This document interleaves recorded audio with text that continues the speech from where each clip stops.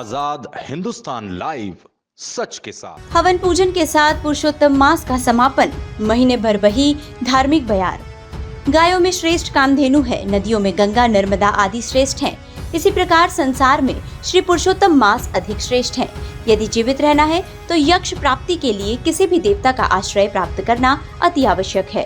इसके लिए संसार शरणागत की रक्षा करने वाले भगवान श्री हरि विष्णु की शरण में जाकर उनसे पूजा भजन कीर्तन और प्रार्थना करना ही उत्तम रहेगा। भगवान श्री हरि विष्णु की भक्ति और उपासना करने वाले पुण्य के प्रभाव से वैकुंठ लोक को प्राप्त हो जाते हैं। उक्त विचार आज पुरुषोत्तम मास की समाप्ति के अवसर पर पंडित राजेंद्र कुलकर्णी व पंडित तरुण शुक्ला ने 1 माह से जारी पूजन की समाप्ति के साथ हवन पूजन के दौरान कही। अधिक मास का महत्व बताते हुए अधिक मास की कथा श्रवण हेतु बड़ी संख्या में नगर की मातृशक्ति मनोकामेश्वर मंदिर में कथा श्रवण का लाभ ले रही हैं।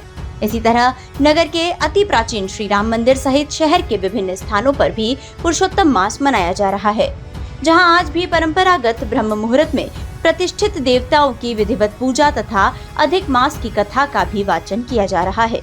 इस अधिक मास में विशेषत शालिग्राम जी का विशेष पूजन, विष्णु सहस्त्र नाम का पाठ एवं विशेषकर अधिक मास का विधि विधान से पूजन नित्य हो रहा है।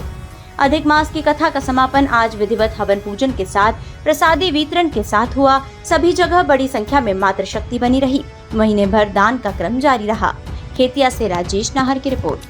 शांताकारं भुजगशयनं पद्मनाभं सुरेशं विश्वाधारं गगनसदृशं मेघवर्णं शुभांगं लक्ष्मीकान्तं कमलनयनं योगविद्यानगम्यं वंदे विष्णु भवभयहनं सर्वलोक एकनाथम। आज पुरुषोत्तम मास के निमित्त श्री मनोकामनेश्वर महादेव मंदिर महिला भक्त मंडल द्वारा 1 महीने का श्री पुरुषोत्तम मास की कथा का अनुष्ठान यहाँ रखा गया। इसमें इस माह में भगवान शालिग्राम विष्णु की पूजा एवं 33 प्रकार के दान का महत्व बताया कि इस मास में कौन सा पर्व में कौन से दान को क्या देना चाहिए। अतः समस्त पापाक्षय से मुक्त करा देने वाले यह भगवान शिव का अंश स्वरूप एवं शालिग्राम विष्णु के भगवान लक्ष्मी नारायण का यह व्रत है, जिन्होंने सुदामा नाम के ब्राह्मण, सुबाहु नाम के ब्राह्मण आदि कथाओं का वृत्तांत इस कथा में 31 अध्यायों के द्वारा मिलता है। इसमें पुराणों में गंगा, तीर्थों में गंगा, वेदों में शास्त्र, 18 पुराण, समस्त तीर्थों का वाचन, ज्ञान, तत्व ज्ञान, अनेक प्रकार से सभी तीर्थों का वास उस ग्रंथ के माध्यम से हमने यहाँ कथा के माध्यम से किया गया।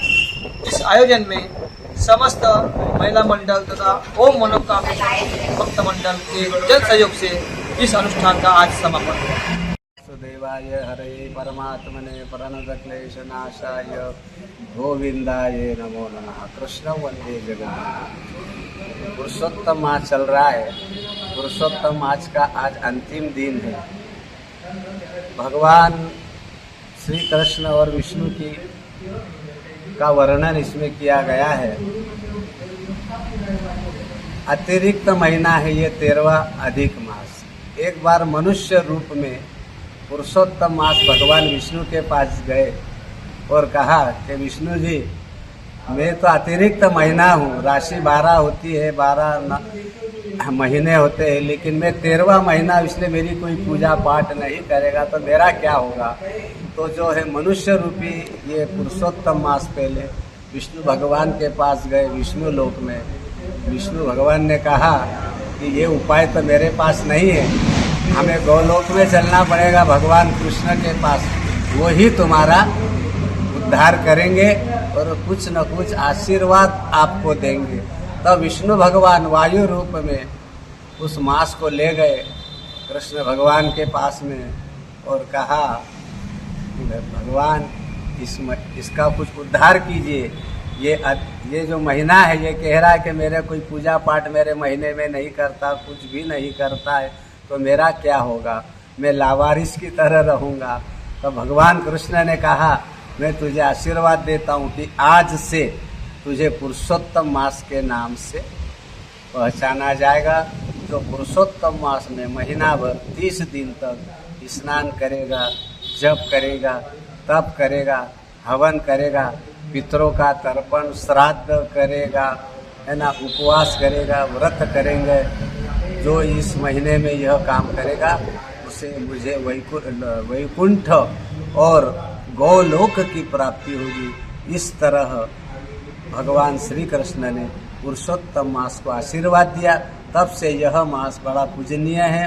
कई पर्व काल आते हैं, वैधृति योग, व्यतिपात योग, अमावस्या, द्वादशी, ऐसे 5 पर्व आते हैं अधिक मास के अंदर।